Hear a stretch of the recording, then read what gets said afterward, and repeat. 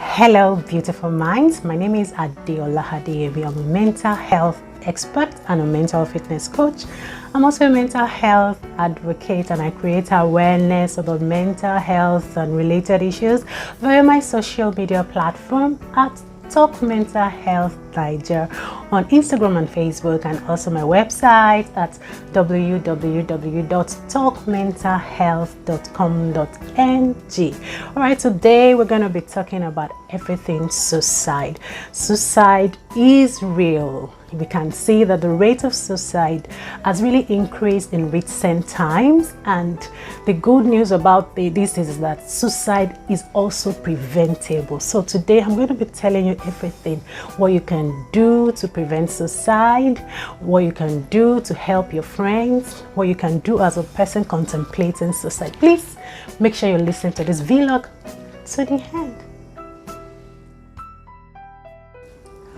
Oftentimes, I get a lot of questions from my clients, their caregivers, from my followers on my Instagram page and Facebook. They want to know why people commit suicide. You know, they believe life is beautiful, and why would anyone want to live this beautiful life? You know, despite its hardship, they would try to say, "Oh, you can go through life. We just have to keep pushing." But hey, I need you to understand that for people who commit suicide, you need to understand that they are going through a lot. They might look good outwardly. They might look that everything is fine. They might look as if everything is fine rather. But you need to understand that within them, they have a lot of battles they are dealing with, you know, and they may not be able to voice out of fear of being judged or criticized. So when you see that a person is saying they want to commit suicide, please and please, you need to show empathy. You need to take it seriously and not just condemn the person and say, "Oh, you've come again with this your intention of committing suicide. What is it? Are you the only one going through, you know, difficulties? I'm also going through a lot."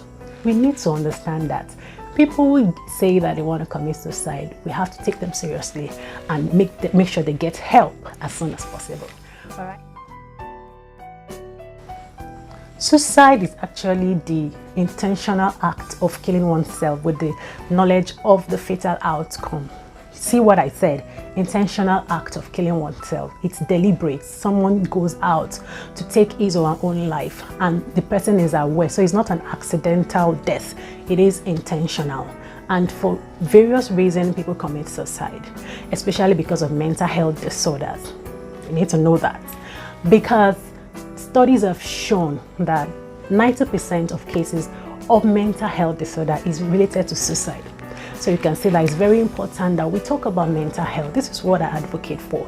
We need to normalize discussions about mental health to reduce the rate of suicide in our society. We need to do that. And we need to encourage people to speak out and always say their mind without judging them, so that we can reduce the number of people who die by suicide. Did you know that about 1 million people die yearly, according to the World Health Organization, by suicide?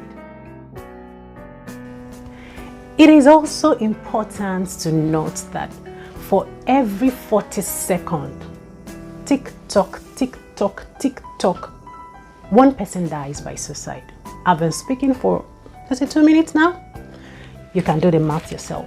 So one person dies by suicide every 40 seconds. And for one person that completes suicide, you know that we have over 20 people that are on the line trying to attempt suicide. You see, we have a lot of work to do. I cannot do this by myself. Oh, I'm a mental health advocate. I love what I do, no doubt. But I need you to help me to encourage people around you. I need you to show empathy to them and make sure that they feel safe around you. The words you speak, the things you do, I don't want you to discourage them so they don't end up taking their own lives. Help is available. Help is available. Tell them, let them reach out, and they will get the help they need.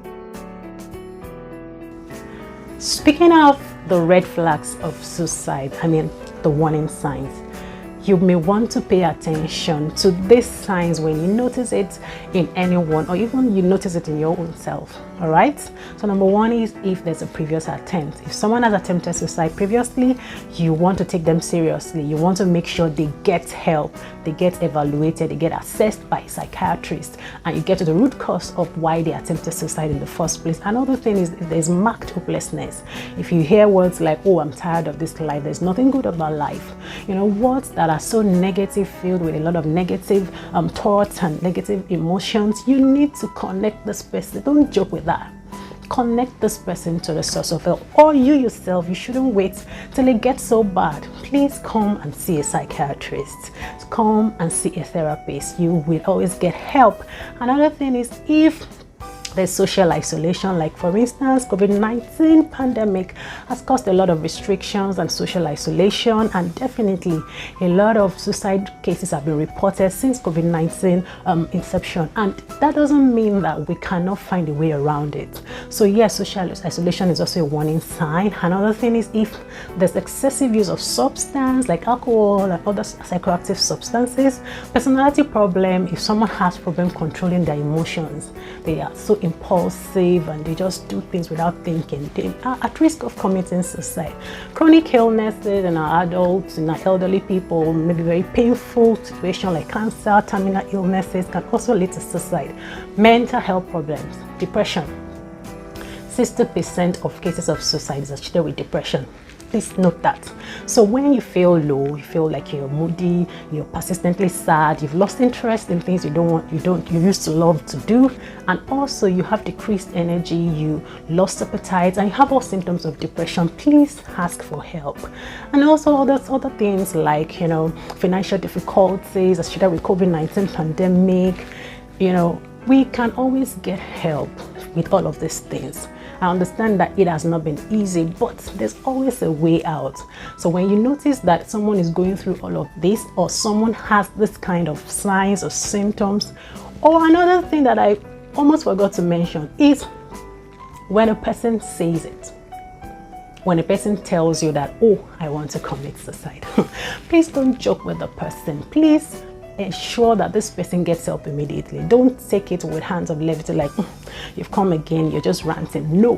When a person makes that intention known that, oh, I want to end this life, I'm tired of life, make sure that you connect this person to the source of help. I'm going to put the hotlines, suicide hotlines on my screen right now, and I want you to, you know, note them down. These are lines that you can call whenever you have this kind of thoughts, or whenever someone around you tells you they have this kind of thought. All right. Speaking of the way forward, I know we have a long way to go, but we can always take it one step at a time. We can always, you know, try to help one another. And that is what I'm doing right now. I'm doing my own part. I want you to play your part as well. Okay, we'll keep creating awareness. I'll keep telling you every day that suicide is preventable. It is possible for you to get out of that feelings you're going through. I understand that stress has been associated with rate of suicide. So teaching healthy coping strategies. Please check my previous video on YouTube. You'd see there how to cope in healthy ways with stress, you know. Can also help you minimize the thought of killing yourself, because when you feel overwhelmed, some people, when they feel, you know, tired and overwhelmed, they might start to think of committing suicide. Yes, stress has been linked to, you know, suicide rate, especially if there are adverse or stressful life events. So we need to teach coping strategies, like I do, like a lot of my colleagues do as well. So we need to teach coping strategies. We need to be friendly to people around us. We need to show empathy. That is very important. We need to stop this cyberbullying of a thing. We need to stop it. We need to, you know, stop criticizing people when they come on the social media. This is their own way of venting or letting people know how they feel. Instead of condemning them, you should reach out to them and, you know, connect with them. Another thing we don't do is that we don't call our people anymore. We don't call our family members. We don't call our relatives. Please, once in a while, try and reach out. Call that person. If a person is coming to your mind, you've not seen this person in a while, or you notice a sudden change in the behavior of a person, someone that has been lively, and then you notice the person is withdrawn, you should be concerned. Don't get so busy. You never can tell what is going on in the mind of that person.